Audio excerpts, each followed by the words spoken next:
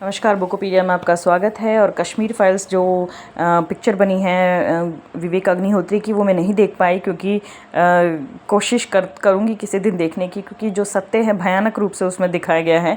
मैंने उसके कुछ ट्रेलर्स देखे थे और ट्रेलर्स देखने के बाद ही मेरा मन नहीं हुआ कि मैं उस भयानक सच्चाई को देखूं। लेकिन कश्मीर के बारे में और अच्छे से पढ़ना चाहती थी, तो ये जो बुकलेट है सेल्फ पब्लिश्ड है, मतलब इस लड़के ने खुद ही इसको पब्लिश किया है। इसका नाम है विवेक कुमार पांडे और ये सिर्फ कश्मीर के बारे में इंफॉर्मेशन कलेक्ट करके लिखना चाहता था, बताना चाहता था। शायद इसने विकिपीडिया से ये इन्फॉर्मेशन ली है। तो बुकलेट है छोटी सी, ऐसी कुछ खास नहीं है कि कोई बहुत ही ट्रेन्ड राइटर ने लिखी हो। ये जो बुक इस लड़के ने लिखी है, ये लड़का राइटर बनना चाहता है। तो इसने 4-5 चैप्टर्स इसके दिए हैं। सबसे पहले जो है इसका सीक्वेंस भी ठीक नहीं है, पहले इतिहास से शुरुआत होना चाहिए था। तो जो चौथा चैप्टर है वो है कश्मीर का इतिहास। तो ये लड़का बता रहा है, ये राइटर बता रहा है कि 326 बिफोर क्राइस्ट इरा में जब पोरस आया था भारत में, तो जो Porus asked Abisares the king of Kashmir, Porus ने एब्रिसिस से कहा, जो कश्मीर का राजा था, कि उसे सिकंदर के विरुद्ध उसका साथ दे और हाइड पास वाला जो युद्ध है उसमें उसका साथ दे। पोरस वो युद्ध हार गया और Abisares submitted to Alexander by sending him treasure and elephants. तो पोरस के युद्ध हारते ही जो कश्मीर का राजा था, जिसका नाम अभिसारस दिखा रहे हैं 326 BCE में, उसने अलेक्जेंडर को यानी सिकंदर को हाथी और गहने वगैरह गिफ्ट किए। तो उसके बाद आ जाता है अशोका का शासन 304 से 232 BCE में। कश्मीर मौर्य संप्रदाय का हिस्सा बन गया, मौर्य एम्पायर का हिस्सा बन गया और बुद्धिज़्म यहाँ पर कश्मीर में आया। और जो शिव का टेम्पल है, काफ़ी स्तूप यहाँ पर बनाए गए, फिर शिव का टेम्पल बनाया गया।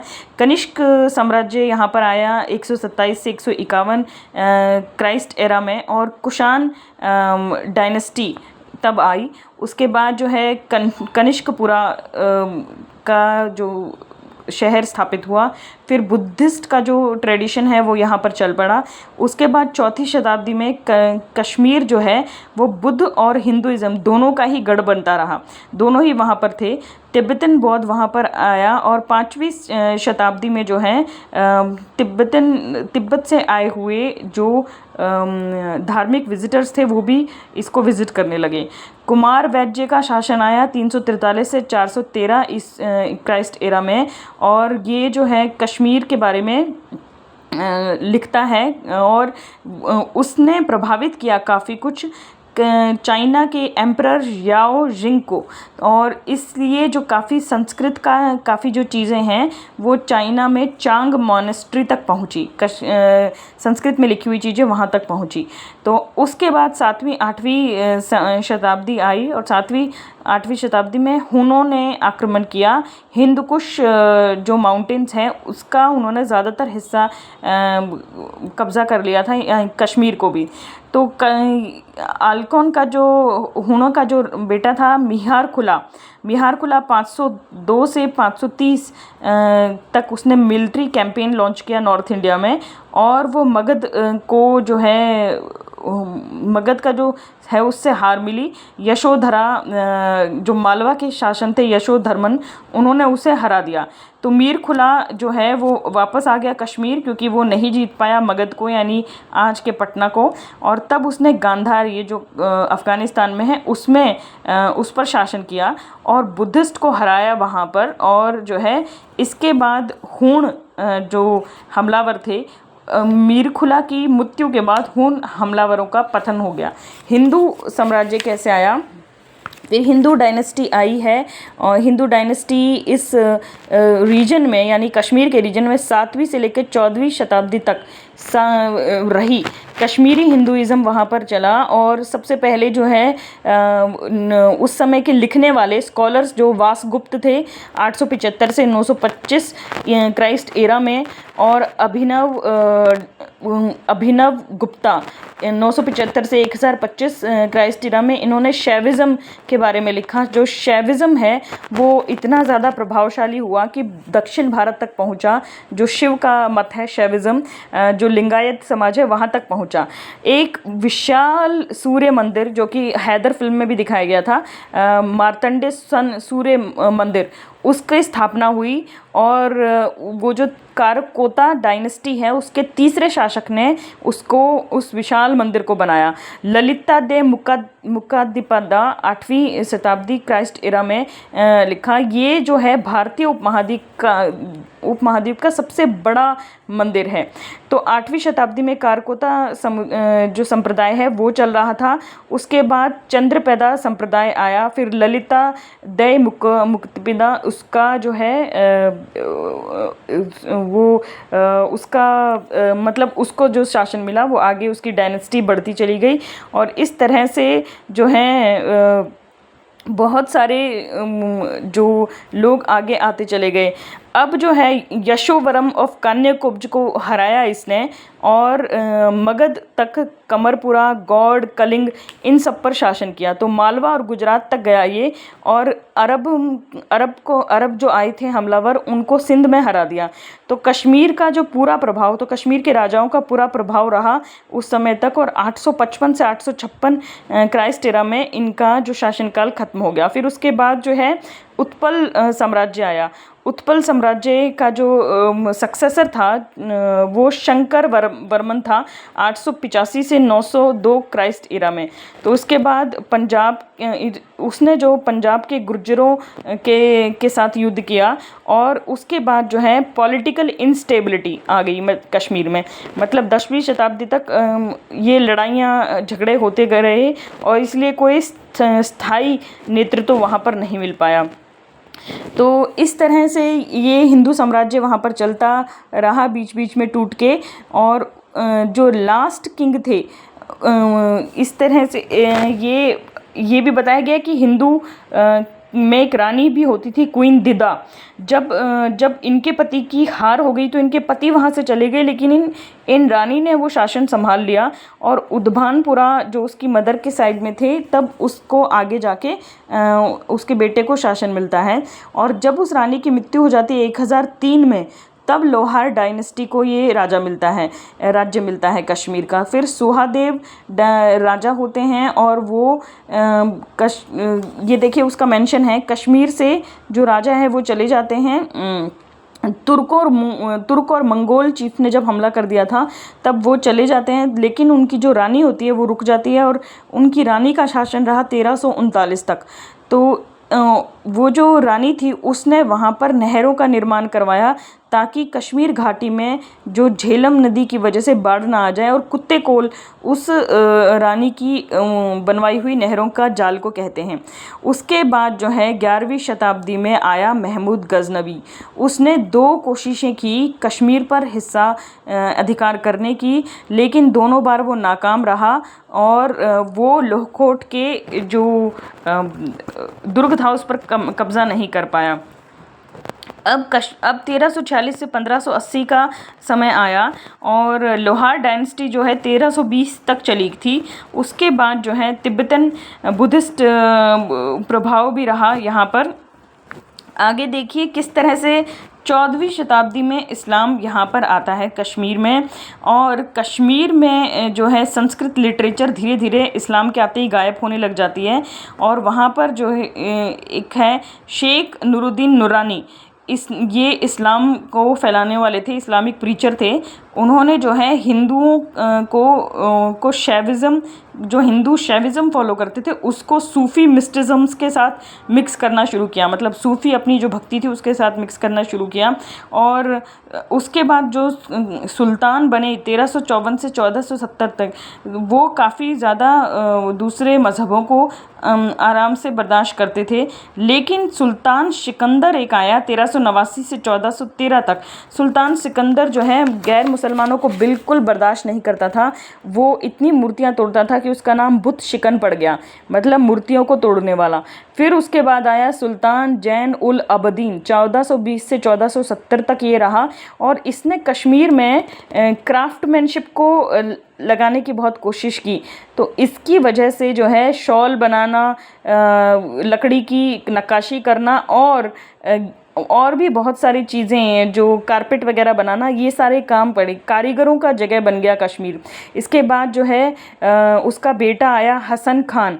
हसन खान 1472 तक रहता है, और 16वीं शताब्दी में हिंदुओं का जो प्रभाव था वो धीरे धीरे कश्मीर वैली से कम होने लगा, कश्मीर घाटी से कम होने लगा।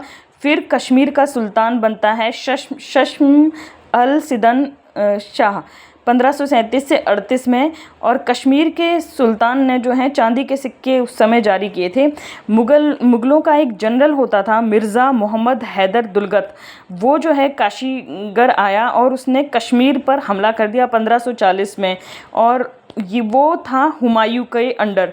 तो अब जो है हुमायूं के अंडर वाले जनरल ने जब हमला किया तो उसने सबको ही प्रताड़ित किया, शियाओं को, सुन्नियों को, सूफियों को, उसने किसी को ही नहीं छोड़ा। और जो है उसने तब ये जो है वहाँ पर कश्मीर में एक अंदरूनी क्रांति हो गई, और दुगलत रूल जो है, जो जिस किसी का शासन था उस एम्परर की वजह से, जो हैदर दुगलत नाम का वो था हुमायूं का सिपहसालार, उसका शासन को सबने मिलकर खदेड़ दिया। फिर मुग़ल दोबारा आते हैं 1580 से 1750 में। कश्मीर ने सीधा कभी मुग़लों के अधीन नहीं गया, लेकिन फिर धीरे धीरे जब अकबर का शासनकाल आया तो काबुल का जो सूबा है, यानी काबुल जो कि अफ़गानिस्तान की राजधानी है, उसका जो सूबा है उसके अंडर कश्मीर को डाल दिया गया कि ये अब इसके अंडर रहेगा। और इस तरह से 1658 में जब औरंगज़ेब आया तब तक उसने जो है जजिया कर या ऐसे टैक्स गैर मुसलमानों पर लगाने शुरू कर दिए, जिससे कश्मीर के हिंदू काफ़ी परेशान हुए। अब जो है इसके बाद जो कश्मीर घाटी पर मुग़लों का शासन चलता रहा।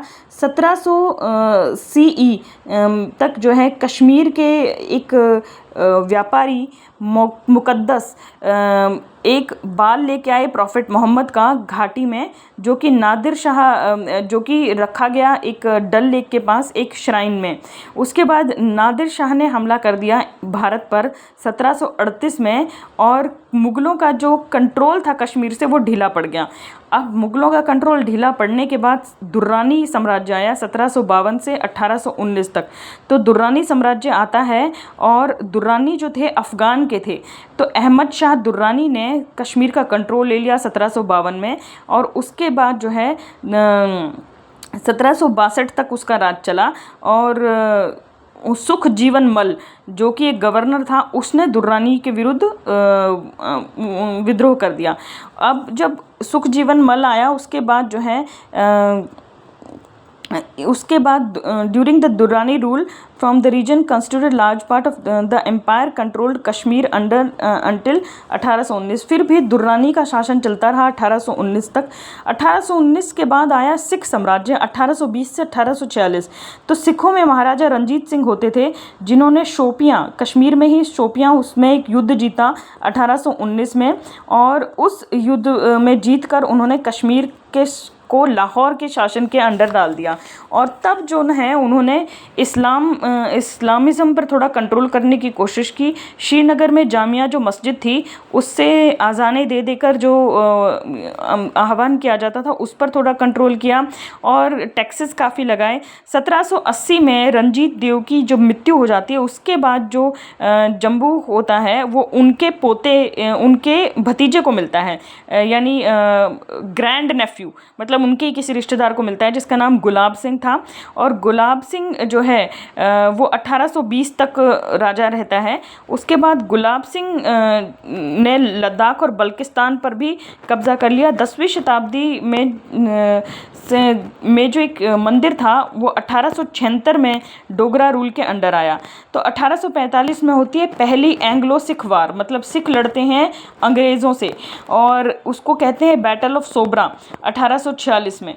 तो उससे उस युद्ध के फलस्वरूप एक ट्रीटी साइन होती है सर हेनरी लॉरेंस से, जो कि वेस्ट ऑफ पंजाब जो है ब्रिटिश सरकार को दे देते हैं। इसमें पैसों का हिसाब लिखा है कि भाई इतने इतने पैसों में ये फैसला हुआ था कि हम ऐसे ऐसे इतना हिस्सा गुलाब सिंह जो है दे रहा है इसको अंग्रेज़ों को।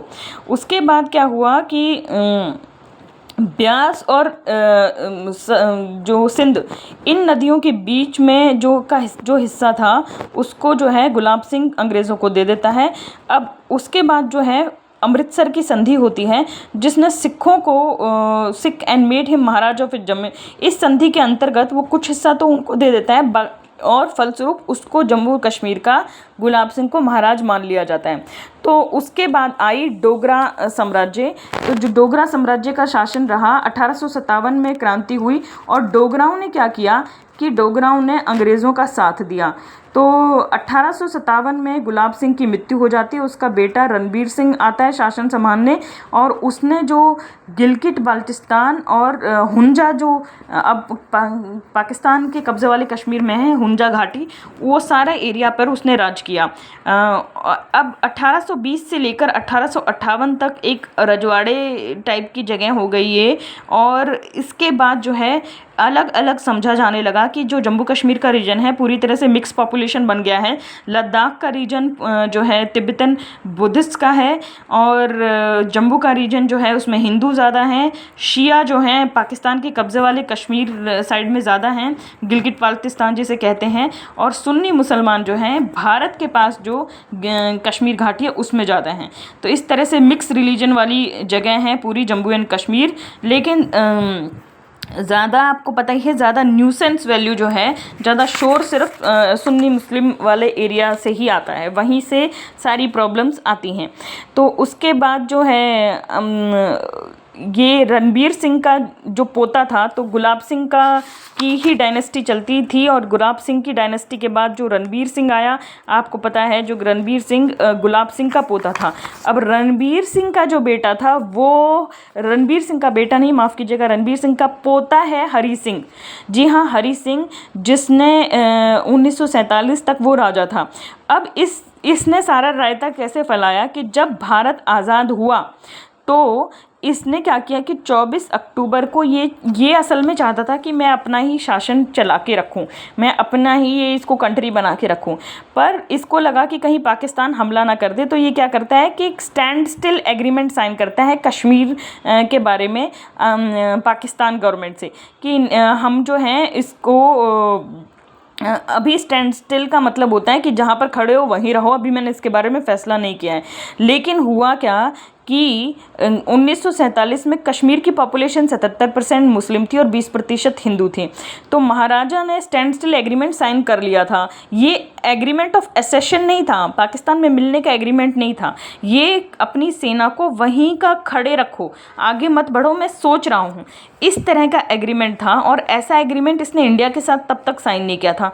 फिर पाकिस्तान ने क्या किया कि जम्मू में इसने दंगे करवा दिए, और 1947 में पश्तून जो थे, पाकिस्तान के कबायली लड़ाकों को कहते थे पश्तून, जिन्होंने द्वितीय विश्व युद्ध में हिस्सा लिया था, उन पश्तूनों को इन्होंने पाकिस्तान वालों ने नॉर्थ वेस्ट फ्रंटियर प्रोविंस से घुसाड़ दिया भारत में के पुंछ इलाके में, और कश्मीर में घुसते ही इन्होंने अत्याचार शुरू कर दिए। और जबकि सारी 77% पॉपुलेशन वहाँ पर जो मुस्लिम्स की थी, फिर भी इन कबायली हमलावरों ने लूट पाट, लोगों को मारना, लड़कियों के साथ दुष्कर्म करना शुरू कर दिया।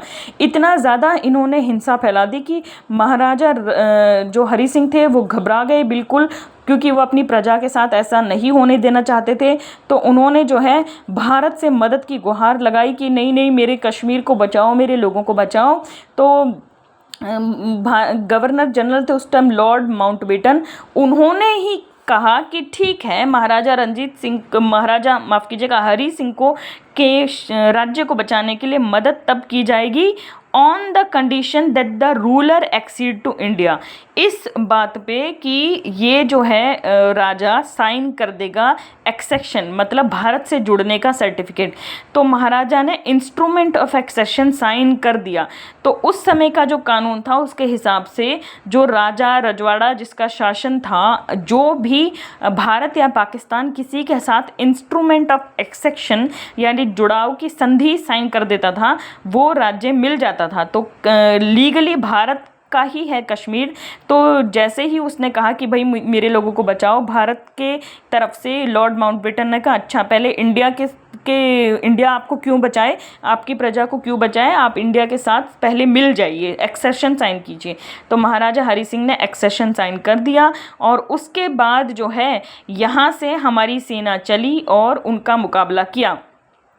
अब मुकाबला तो किया, लेकिन कश्मीर के उस समय लीडर होते थे शेख अब्दुल्ला। अब शेख अब्दुल्ला ने क्या किया कि जो है भारत की सेना अच्छे से लड़ रही थी, लेकिन इन्होंने शेख अब्दुल्ला ने अपने भारत के प्रधानमंत्री जवाहरलाल नेहरू को कहा और जवाहरलाल नेहरू जीतती हुई सेना को आगे बढ़ने से रोककर सीधा यूनाइटेड नेशंस में चले गए, क्योंकि वो तो युद्ध चाहते ही नहीं थे। तो 1948 में उनके जाने की वजह से ये बना United nation commission for India and Pakistan, और ये जो है यूएन सिक्योरिटी काउंसिल का 47वां रिजोल्यूशन है जो 21 अप्रैल 1948 को पास हुआ। इसमें जम्मू एंड कश्मीर के लोगों की राय ली जाएगी ये कहा गया, लेकिन उस राय की कोई कंडीशन थी कि ये रेफरेंडम जो है वो किस तरह से होगा। तो 5 जनवरी 1949 को United nation commission for India and Pakistan ने इस क्वेश्चन ऑफ एक्सेशन के बारे में क्या कहा। तो उन्होंने कहा कि पाकिस्तान का जो इंट्रूडर्स हैं, यानी पाकिस्तान के जो हमलावर आ गए हैं, जो उन्होंने कब्जा कर रखा है, उनको वापस जाना होगा। Withdrawal of Pakistani and Indian forces, दोनों ही फोर्सेस को पीछे हटना पड़ेगा। मतलब जो वो घुस आए हैं उनको भी वापस जाना पड़ेगा, इंडियन फोर्सेस को भी पीछे हटना पड़ेगा, और उसके बाद जो है समझौता होगा, प्लेबिसाइड होगा, मतलब आत्मनिर्णय का अधिकार दिया जाएगा और डीमिलिटराइजेशन किया जाएगा, और Azad Kashmir army is to be disbanded. मतलब आज़ाद कश्मीर में जो यानी कि जो पाकिस्तान के कब्ज़े वाले कश्मीर को उस समय आज़ाद कश्मीर लिखवाया पाकिस्तान ने, तो आज़ाद कश्मीर जो है उसमें जो आर्मी खड़ी है उसको डिसबैंड किया जाएगा, मतलब ख़त्म किया जाएगा। वहाँ पर आर्मी नहीं रह सकती, अगर उस हिस्से में कोई आर्मी बनाई गई है तो उसको ख़त्म कर दिया जाएगा, और तब जाके प्लेबिसाइड होगा, आत्मनिर्णय का अधिकार होगा। अब 1948 में जो सीज फायर हुई थी वो उसके बाद ये पेंच ऐसे फसल क्योंकि पाकिस्तान ने कभी कब्जा नहीं छोड़ा कश्मीर के उस हिस्से का, ना अपनी आर्मी डिसबैंड की, ना अपना मिलिट्री ऑक्यूपेशन पीछे किया, ना जो इंट्रूडर शब्द इस्तेमाल किया गया था यानी घुसपैठियों को वापस लिया। तो इस वजह से भारत और पाकिस्तान के रिश्ते हमेशा कश्मीर को लेकर ख़राब रहे और 3 जंगें हुई 1965, 71 और 99, जिसमें से आप जानते हैं कि 71 की जंग कश्मीर के मुद्दे पर नहीं हुई थी, 65 और 99 की हुई थी। 71 की जंग इसलिए हुई थी क्योंकि पाकिस्तानी मिलिट्री जो है अत्याचार कर रही थी बांग्लादेशियों पर, और बांग्लादेशी भारत में भागे ही चले जा रहे थे, लाखों की संख्या में भारत में आ गए थे, और हमारे लिए एक थ्रेट उत्पन्न हो गया था कि हम इनको कैसे समझाएं। तो इसलिए हम इनका गुजारा कैसे करें, भारत एक गरीब देश है। तो पाकिस्तान का जो है गिलगिट बाल्टिस्तान की जिक्र है कि गिलगिट बाल्टिस्तान के बारे में इंसाइक्लोपीडिया ब्रिटानिया में भी ये लिखा है कि जो मुस्लिम मेजॉरिटी है पाकिस्तान का, पंजाब का एरिया, वो सोचते हैं कि उन्हें क्योंकि इस रीजन में मुस्लिम है इसलिए कश्मीर मिलना चाहिए। लेकिन उस समय का जो राजा था उसने सर्टिफिकेट ऑफ एसेशन जो है भारत के साथ साइन किया था। तो ये यहाँ पर पाकिस्तान का जो है फेज फंसा। तो 1900 ये आप समझ गए कि ये रही मोटी मोटी हिस्ट्री इसकी। और अब कश्मीरी जो मुसलमान हैं वो सारे कन्वर्टेड हैं और उनके ये वाले सरनेम्स होते हैं, मंटू, गनाई, डर और बंदी, बेग, मीर, इस तरह के होते हैं, बट, गुज्जर, लोन, जाट, सुधान, खत्री, इन सब कास्ट से वो जो है बने थे, कन्वर्ट होकर। और 90% हिंदू पॉपुलेशन होती थी पहले जम्मू में। जम्मू की बात कर रहे हैं कि 90% हिंदू पॉपुलेशन है जम्मू में, जिसमें से ब्राह्मण 1,86,000, राजपूत 1,67,000, खत्री 48,000, ठक्कर 93,000। तो जम्मू को आज हम देखते हैं वही पहले कश्मीर था। मतलब इसी तरह की जो डेमोग्राफी है कश्मीर में होती थी, लेकिन कंटिन्यूस मुस्लिम रूल की वजह से और बाद में जो है चेंज होती गई। अब जो इस्लाम है वो एक मिशनरी संप्रदाय है, मतलब वो बढ़ना चाहता है और ज़्यादा से ज़्यादा हिस्से को अपने अंडर मुस्लिम रूल के अंडर लाना चाहता है। और उसके लिए वो दो काम करते हैं कि लोगों को कन्वर्ट करते हैं या फिर उनको ख़त्म कर देते हैं। अब ये कश्मीर की हिस्ट्री है। अब कश्मीर फाइल्स का तो मुख्य मुद्दा ये है कि कश्मीर की जो स्थिति हुई कश्मीरी पंडितों के साथ कैसे हुआ, वो क्या हुआ। तो कश्मीर का इतिहास आपने देख लिया। अब जो है कश्मीरी पंडितों का देखिए। तो कश्मीर में जो रूल था, कश्मीर में पंडित कौन थे, तो क्योंकि कश्मीर का जो एरिया था वो 7वीं शताब्दी तक तो पूरी तरह से हिंदू ही रहा। तो कश्मीर का जो माउंटेन रीजन था उसमें बहुत सारे हिंदू थे, जिनको 1990 में मार के भगा के निकाला गया वहाँ से, बहुत सारे अत्याचार करके वहाँ से निकाला गया। अब कश्मीर का जो मिडिवल हिस्ट्री है वो कहता है कि जब तक सुल्तान सिकंदर बुतशिकन यानी मूर्ति भंजक नहीं आया था 1389 से 1413 तक, तब तक तो कश्मीर पूरी तरह से जो है हिंदू रीजन था। जब हिंदू रीजन था तो कश्मीर वाले एरिया में पंडित्स बहुत ज़्यादा थे, स्कॉलर लोग बहुत ज़्यादा थे। और ये जो स्कॉलर्स हैं ये वहाँ पर बसे हुए थे। और इनकी कौन कौन सी कास्ट थी, ये गुरु, बचबत, ज्योतिष और कारकुन। जब 14वीं शताब्दी के बाद कश्मीरी पंडित जो हैं वो आगे 3 कास्ट में बट गए। कारकुन वो लोग होते हैं जो कारकुन ब्राह्मण, और इन ब्राह्मणों को भी बहुत ज़्यादा कन्वर्ट किया गया। जो बच गए उनका एक्सोडस किया गया था। तो बुतशिकन का जो बेटा था मुस्लिम जैन अली अब्दुन, वो हिंदुओं को बहुत बर्दाश्त करता था, बल्कि उसने तो ये भी कह दिया था कि जिन लोगों को ज़बरदस्ती मुस्लिम बनाया गया है उनको भी वो वापस हिंदुइज़्म में जाने के लिए कहता था। और कश्मीर का जो मॉडर्न इतिहास है वो centre for study of developing societies ने बताया है कि डॉक्टर, लॉयर, टीचर, इंजीनियर ये सारे के सारे मतलब शिक्षा पर बड़ा जोर देते थे। इसलिए कश्मीरी जो ब्राह्मण थे वो बहुत पढ़ी लिखी कम्युनिटी थी। और भारत में जो चित्पावन है या कायस्थ हैं नॉर्थ इंडिया में, और साउथ इंडिया के ब्राह्मण है, इस तरह से पूरी कम्युनिटी जैसे पढ़े लिखों वाली कम्युनिटी है, ऐसे ही कश्मीर की कम्युनिटी थी। एजुकेशन यानी शिक्षा उनका मुख्य पेशा था, और जो है वो स्कूल और कॉलेजों के टीचर वगैरह होते थे। तो कश्मीरी हिंदुओं का पलायन कैसे शुरू हुआ, तो डोगरा का रूल 1846 से 1947 तक रहा। तब भी लगातार कंटिन्यूसली जो कन्वर्जन जारी रहा, और 1950 में जो पॉपुलेशन थी वो 20% रह गई। और उसके बाद जो है ये जो भूमि सुधार कानून लागू किए गए, इसकी वजह से भी बहुत सारे हिंदू पंडित छोड़कर चले गए, क्योंकि भूमि सुधार कुछ इस तरह से लागू किए गए थे। भारत की आज़ादी के बाद की जो पहली सरकार थी उसने इस तरह से भूमि सुधार लागू किए थे कि हिंदुओं को काफ़ी नुकसान पहुंचा था। तो आगे बताते हैं कि क्या हुआ। अब आपको पता ही है कि अफ़गानिस्तान में जो लड़ाकू थे, कबायली लड़ाकू, जैसे ही सोवियत संघ टूटा 1989-90 में, जैसे ही सोवियत संघ टूटता है और यानी कि जो सोवियत संघ था वो अफ़गानिस्तान पहुंच गया था। अफ़गानिस्तान में बहुत ही मॉडर्निटी आ गई थी, बहुत सारी शिक्षा वगैरह चल रही थी, क्योंकि सोवियत संघ एक तरह से मार्क्सिज्म को लेके आया था, जो उस समय का पूरा ये आइडियोलॉजी थी कि स्त्री पुरुष बराबर हैं, और बहुत ज़्यादा मॉडर्निटी को लेकर आया था। तो सोवियत संघ को कुचलने के लिए अमेरिका ने पाकिस्तान की मदद ली और पाकिस्तान में इस्लाम के नाम पर कबायली लड़ाकों को तैयार किया, जिन्हें तालिबान कहते हैं। तालिबान मतलब इस्लाम के स्टूडेंट्स। अब वो जो तालिबान हैं, उन लड़ाकों ने ऐसी लड़ाई की कि सोवियत संघ को अफ़गानिस्तान में हार का मुंह देखना पड़ा। और जैसे ही अफ़गानिस्तान में सोवियत संघ हार जाता है तो तालिबान लड़ाकों को कश्मीर की तरफ मोड़ दिया गया कि जाओ हिंदुओं से कश्मीर को मुक्त कराओ।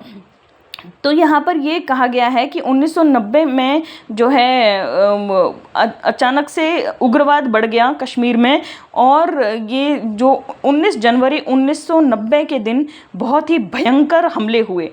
तब कहा गया कि काफिरों अपने आदमियों को, आदमी लोगों, तुम काफिर आदमी अपने कश्मीर को छोड़ दें, या तो इस्लाम कबूल कर लें या मारे जाएं, और हाँ, जाते हुए अपनी औरतों को छोड़ जाना। ये स्पष्ट रूप से ऐलान हुआ मस्जिदों से और दीवारों पर लिखा गया, ऐसे पर्चे छापे गए। तो माना जाता है कि 1.5 लाख के तकरीबन कश्मीरी पंडितों ने उसी एक दिन में छोड़ दिया। बाद में ये भी माना गया कि कुल छोड़ने वालों की संख्या 8 लाख तक हो सकती है। तो अपने ही देश में शरणार्थी बने वो लोग, वो बिजनेस कर रहे थे, पढ़ाई कर रहे थे, स्कूल्स और कॉलेजेस में पढ़ते थे, पढ़ाते थे, कोई नर्स था, कोई टीचर था, कोई बैंकर था। उन सभी लोगों ने संपत्तियां बनाई हुई थी, उनकी ज़मीनों पर कब्जा कर लिया, उनके घरों पर कब्जा कर लिया। उनको नौकरियों से भी हाथ धोना पड़ा, क्योंकि वहाँ से उनको ऐसे भगा दिया गया कि उसके बाद जो है वो पीढ़ियों तक गरीब रहे। तो 2009 में ओरेगोन, जो कि अमेरिका में है, उसने पहली बार, किसी विदेशी सरकार ने पहली बार 14 सितंबर 2007 को कश्मीर में जो एथनिक क्लिनजिंग हुई थी गैर मुसलमानों की, उसके बारे में बात की और उसको स्वीकार किया। तो कश्मीरी पंडितों की जो एथनिक क्लिनजिंग को स्वीकार किया एक विदेशी सरकार ने। तो इसमें बताया गया है कि उस हमले में इतने इतने तब मारे गए। इस तरह से बताया गया कि कैसे कैसे हुआ।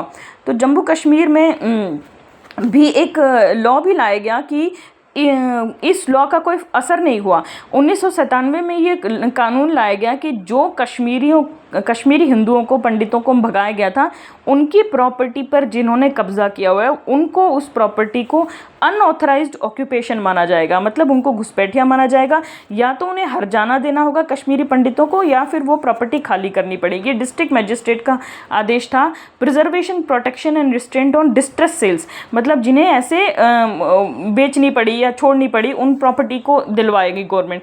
लेकिन ऐसा आपको पता है कि कुछ भी नहीं हो सका। ये सिर्फ कानून पन्ने पर रह गए, पेज पे रह गए। इसी तरह से ऑल इंडिया कश्मीरी पंडित कॉन्फ्रेंस, पनून कश्मीरी और कश्मीरी समिति, इस तरह की प्रोमिनेंट ऑर्गेनाइजेशंस बनी, जिन्होंने Jammu Kashmir reorganisation act pass करवाने की कोशिश की कि हम लोग को जो है डिस्प्लेस्ड कम्युनिटी, मतलब भगाई गई, पलायन करी गई ऐसी कम्युनिटी रिकॉग्नाइज किया जाए। तो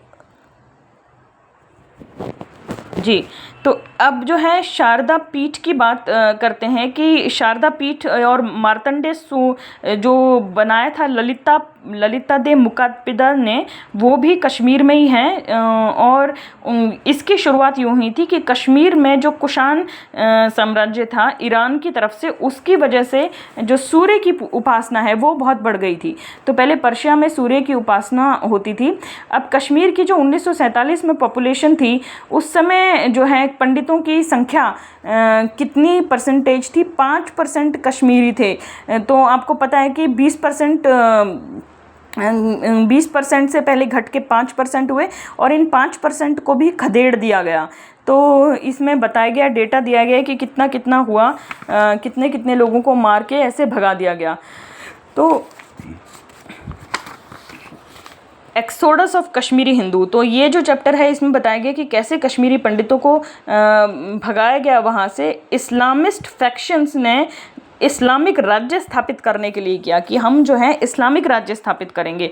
और पहले तो इनमें से काफ़ी लोग कहते थे कि हमें उनके साथ मिलना है।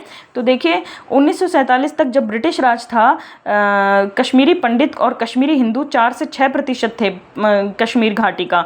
1889 से 1941 तक जो है 95% जो है कश्मीरी मुस्लिम थे। तो 5-6% थे, उन्हीं लोगों को कैसे भगा दिया गया। तो Jammu and Kashmir liberation front ऐसी ऑर्गेनाइजेशन अस्तित्व में आई जो कहती थी कि वो सेक्युलर है, लेकिन वो ज़्यादा से ज़्यादा हिंसा कश्मीरी हिंदुओं के साथ करती थी और उसने बहुत ज़्यादा हिंसक घटनाओं को अंजाम दिया। तो किस तरह से एक माइग्रेशन का के समय 1989-90 में एक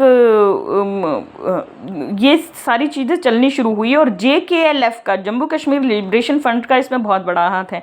आपको पता ही होगा कि रेडिकल टेररिस्ट जो यासिन मलिक हैं वो इस JKLF को स्थापित करने वालों में से है। तो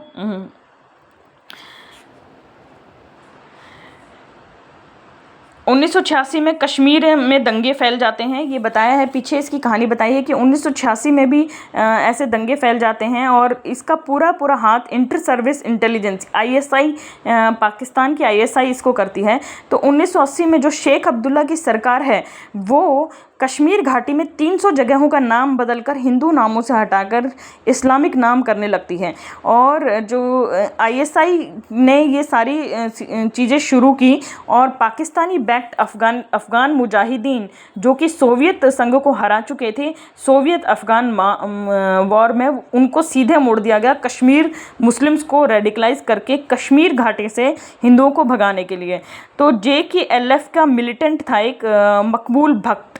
फरवरी 1984 में उसको फांसी पर चढ़ा दिया गया था और जिस जज ने वो फांसी का आदेश दिया था उस जज को जो है JKLF वालों ने मार दिया।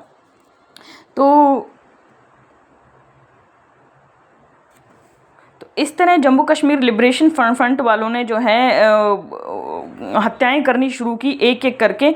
तो इंदिरा गांधी की जो सरकार थी वो फारूक अब्दुल्ला के भाई को जो है इसमें बनाना चाहती थी। अब वहाँ पर जो वो ये हुआ,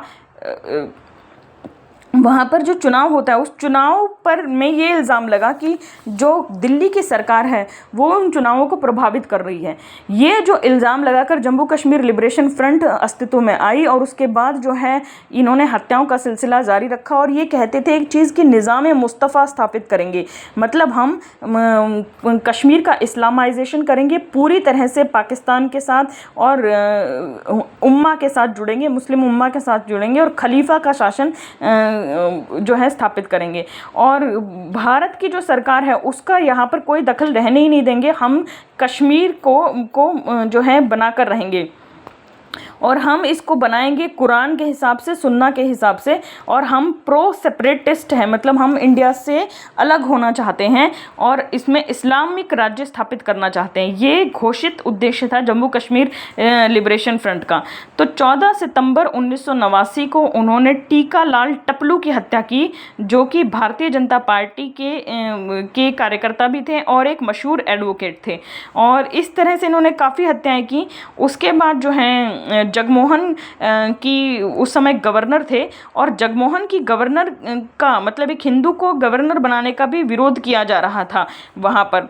और कितने अटैक हुए तो आपको टीकालाल टपलू की हत्या के बारे में बताया। फिर जज नीलकंठ गंजू को हत्या कर दी गई जिन्होंने कश्मीरी सेपरेटिस्ट मकबूल भट्ट की को जो है मृत्युदंड का आदेश दिया था।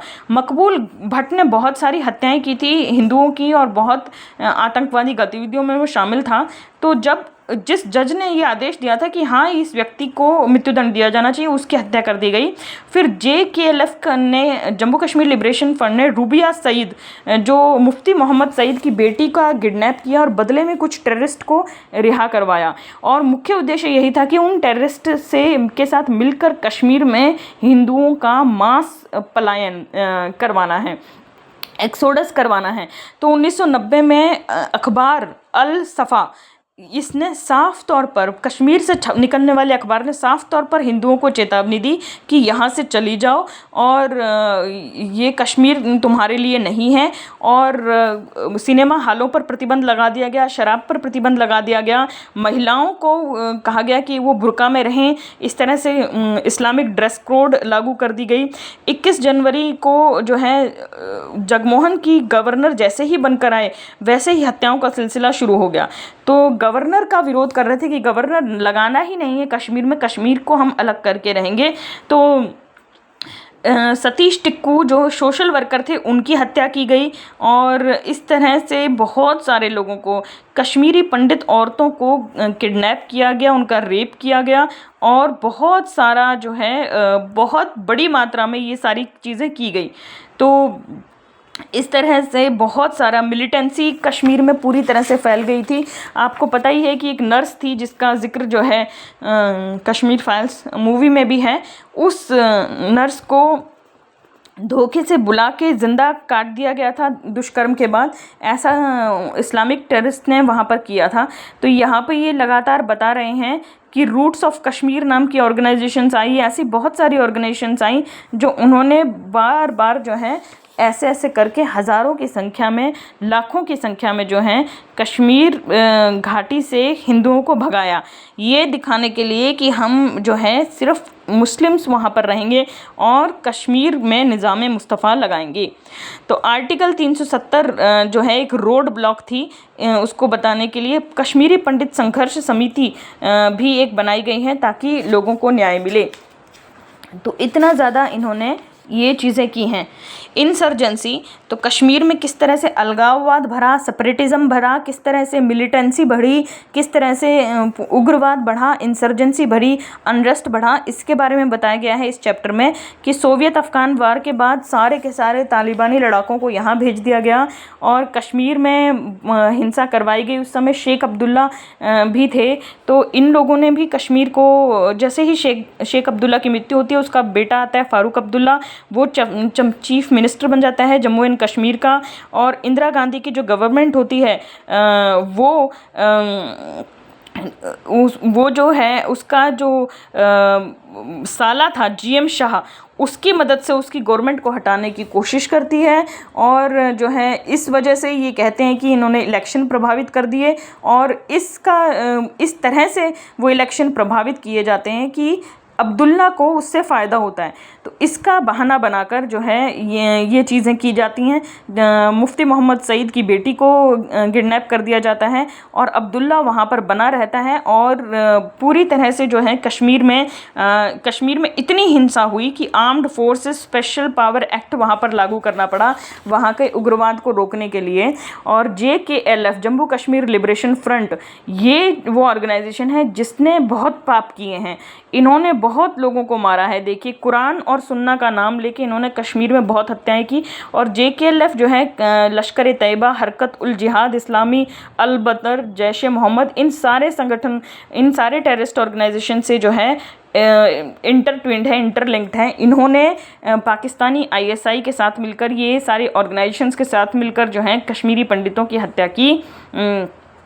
तो इस हत्याएं की और उनको अपनी जो है जगह छोड़कर जाने के लिए मजबूर किया। तो 2016 में उस अटैक का जिक्र किया गया है जो पुलवामा में हुआ, फिर उरी में हुआ। अब ह्यूमन राइट अब्यूसेस का, तो जो एमनेस्टी इंटरनेशनल है उसने ये इल्ज़ाम लगाया कि कश्मीर में जो armed forces special powers act हैं इनकी वजह से जो है काफ़ी ह्यूमन राइट्स वायलेशन होते हैं। और एमनेस्टी इंटरनेशनल वगैरह भारत की सरकार पर इसका इल्ज़ाम लगाते रहे। तो फेडरल ब्यूरो ऑफ इन्वेस्टिगेशन ने जो है 2011 में US कोर्ट में माना यानी कि अमेरिका के कोर्ट में माना कि कश्मीर में मिलिटेंट ग्रुप्स जो हैं पूरी तरह से ISI स्पॉन्सर्ड हैं। कश्मीर में जो कुछ भी अन्याय हुआ है वो सारा का सारा कश्मीर के लोगों के प्रति पाकिस्तानी मिलिटेंट्स ने किया है। पाकिस्तान मिलिटेंट्स जो है मुजाहिदीन फैक्ट्री चलाता है सोवियत अफ़गान वार के समय से ही। तो ये जो है एक रिलीजियस प्रॉब्लम है जिसे पाकिस्तान बढ़ावा देता है।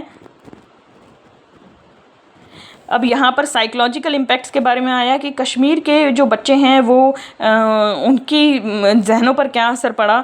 स्टोन पेल्टिंग, उन्होंने कश्मीर के बच्चों ने जो है पत्थर मारने शुरू कर दिए भारत की आर्मी पर। जहाँ भी वो आर्मी को देखते वो ये पत्थर मारना शुरू कर देते थे।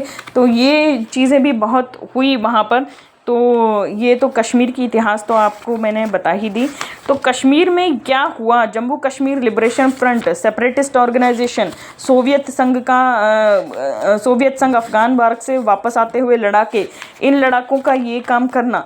तो ये जो है फिर इसमें बताया गया है कि उरी अटैक हुआ जो कि पाकिस्तान की तरफ से स्पॉन्सर था। फिर उसके बाद पुलवामा हुआ, वो भी पाकिस्तान की तरफ से स्पॉन्सर था। और इस तरह से कश्मीर घाटी में जो है पाकिस्तान की तरफ से ये चलता ही रहा। लेकिन इसका जो रूट कॉज है वो जो है इस्लामिक रेडिकलाइजेशन है, जिसको पाकिस्तान बढ़ावा देता है। और अभी आपको फ़िलहाल तो पता ही है कि क्या हो रहा है, फ़िलहाल भी ऐसा ही है। असल में इस सब रेडिकलाइजेशन को कवर फायर देते हैं जर्नलिस्ट, यूट्यूबर्स और पत्रकार या प्रोफेसर्स जो कि कम्युनिज्म में विश्वास करते हैं, और वो इस्लामिक रेडिकलाइजेशन को हैं कवर फायर देते हैं। मतलब उसके पक्ष में हवा बनाते हैं, नैरेटिव बनाते हैं उसके पक्ष में। ह्यूमन राइट्स वायलेशंस की बात करके वो उन कश्मीरी पंडितों के ह्यूमन राइट्स की वायलेशंस जो हैं उसको भूल जाते हैं। अब यही जो कश्मीर में हुआ वही जो है मोपला में हुआ था, जो खिलाफत आंदोलन के बाद, उसके बारे में भी एक बुक मिली है, वो भी पढ़ूंगी और आपको बताऊंगी। और ये जो कश्मीर में जो हुआ था ऐसा ही कुछ बंगाल में हो रहा है। तो उम्मीद करती हूँ ये कोशिश आपको पसंद आई होगी। धन्यवाद।